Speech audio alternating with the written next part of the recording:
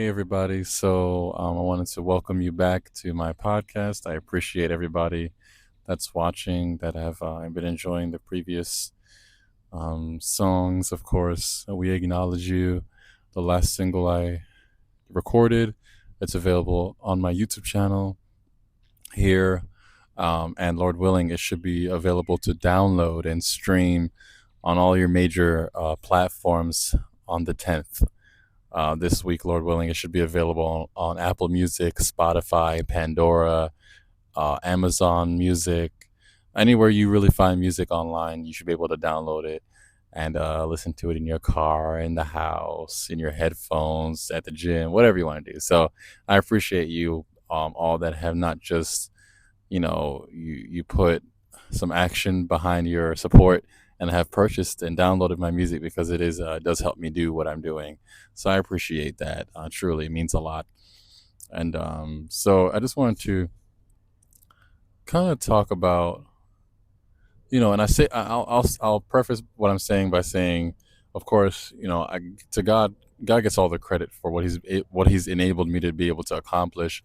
So I want to start by saying that, but I wanted to title this video something along the lines of why my music is so special, and why my music is specifically very powerful. And I want to deep dive into that just for a little bit. Um,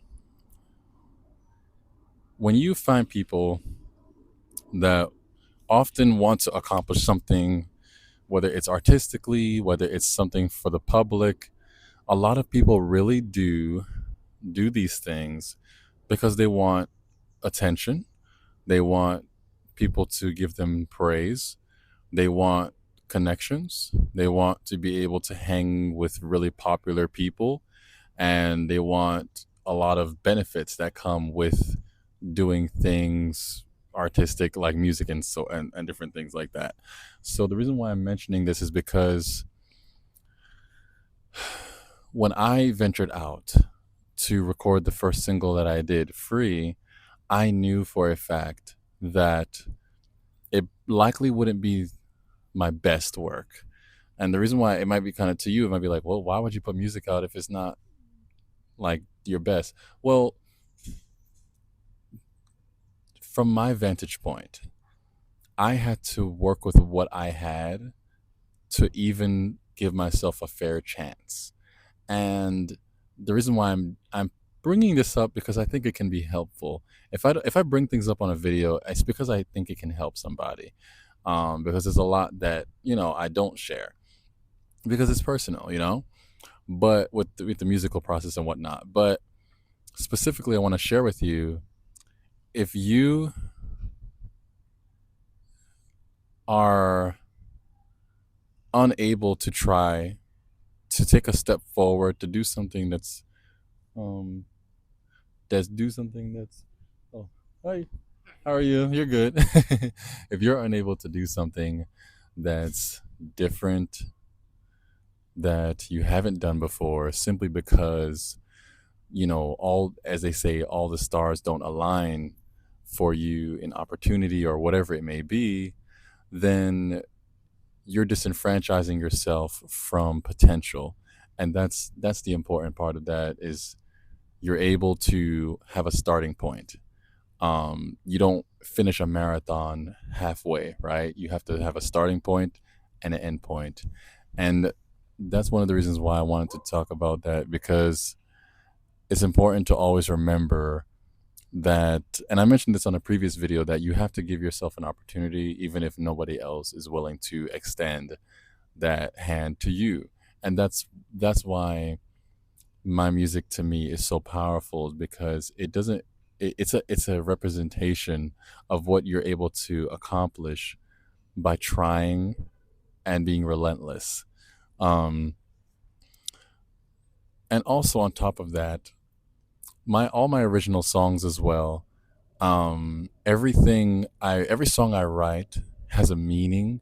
Every line, every verse, every chorus was intentional, and it was important to me to have a song that is impactful in some sort of way.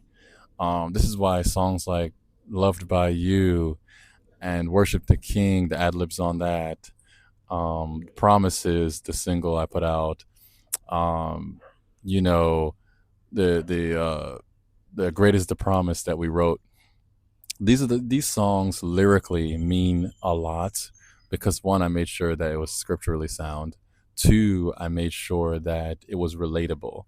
This is why, I remember telling somebody, I personally didn't want songs that was just a regurgitated congregational song. Like I grew up on those things. I grew up on the there is power, power, wonder working power in the blood of the lamb. I grew up on those songs, and those are the songs that are truly dear to my heart still. But to me, when I approach music, I'm approaching it like, what do I want to say? What do I want people to feel? What do I want, and what do I want to feel? You know, whenever you hear my lyrics, understand it's personal for me. That's why you can connect to the songs that I write, because I wrote it from a place that's truly intentional and reflective of a real life, real world place. It's not like I really was trying to concoct a song that just kind of rhymed and sounded kind of nice that people could like to sing. I genuinely put a lot of effort into the intent of what I do. This is why I categorize my music as powerful, because from a mixing standpoint, from a vocal standpoint, from an instrumentation standpoint, all my songs could have been done better, because I had to learn. I had to really learn on my own. What you don't know is when I went to studios, a lot of people were treating me like I should already know everything. Like I should, like they were treating me in a lot of cases like I was an irritant because I didn't already know certain things, um, or how to do certain things. And even with the last song I did, I'm sure there's plenty of people that if I had went to them about that song, they would probably be like, Karen Clark Sheard, why are you trying to sing that? You don't have the voice for that. You don't have the range for that. You don't have, and or you don't have the skills for that because of the runs and this and that.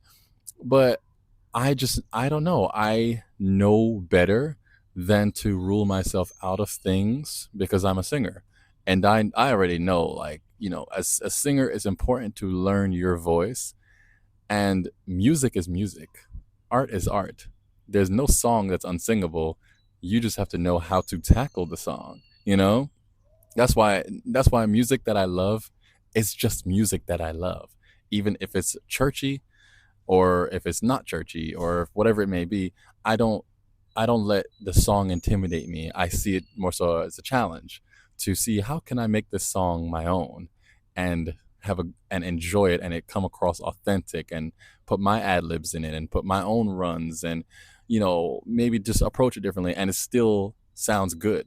You know what I'm saying? That's why I don't I don't put myself around people that are small minded like that, because some people are small minded. They think, well, you don't have a soulful voice, so you can't do black gospel, or you don't have a light tone and a soft airy voice, so you can't do CCM worship. So there's people that are small minded, and they have a long way to go to mature into true artistry, because when I'm around real artists, they don't say that, because they know that art is subjective, and talent has a baseline but no limitations.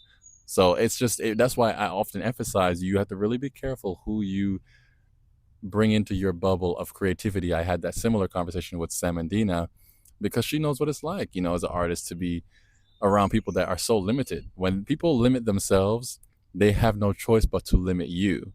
So when you're around people that don't limit themselves and have enough courage to do that, then you'll find they often encourage you as well. So, not to divert though, but that's a really good thing to consider. But that's why I really want to just mention why I'm so proud of the music. And I've written songs for a long time. I have so many songs. I wish I could just wave a wand and just have put all the songs out. And but I'm on a bit of a hiatus right now, and I'm enjoying it. I'm enjoying just sitting back and enjoying the music I've done. And that's what I wanted to really emphasize too, is that your music, your art, your whatever it is that you do, it will always be your best when your intent was right. My intent with even with my podcast, if you ever see me have conversations with anybody, whether they're a celebrity or whether they're your average person or whatever they may be or whatever their background may be, it's because I felt like they can bring something of value to my podcast. I really don't care who the person is. If I don't feel like you're a good fit in conversation, I'm not going to sit down and talk with you just so you can look cute. I'm just not that kind of dude. I want to have a conversation with a person like you have seen me have, where real time I'm learning something from you.